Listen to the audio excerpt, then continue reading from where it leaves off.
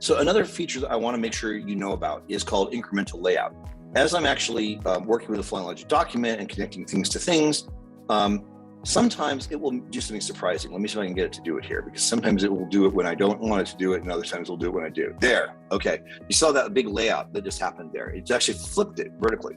Why did it do that? Well, the layout engine makes a lot of decisions, and some of them refer to the way the diagram was. Others, it doesn't care. So it just makes layout, and the animated transition does help you keep track of that.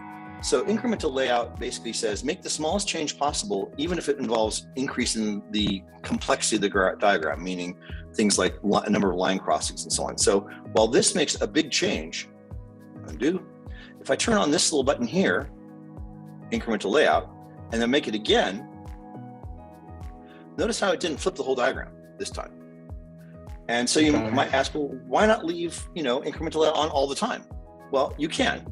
You can leave it on all the time, but eventually things will get actually more and more tangled. Like, for example, this line is now going up.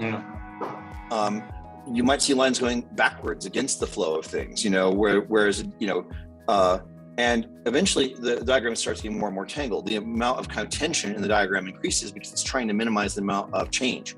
So eventually what you want to do is but incremental layout especially is good when you're trying to give a demo to people. You're trying to show something and you want to make little changes, but you don't want them to accidentally cause big layout changes. So if you turn incremental layout off, it snaps back to its more kind of simplified way of laying things out with fewer line crossings and things like that.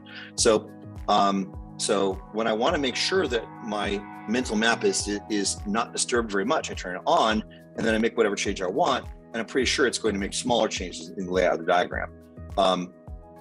When I want to, and of course, when I did undo, it didn't even restore it to exactly the way it was. Whereas if you do it with this off, if you undo, it'll always put things back to the exact way you had them, but it might be a bigger layout.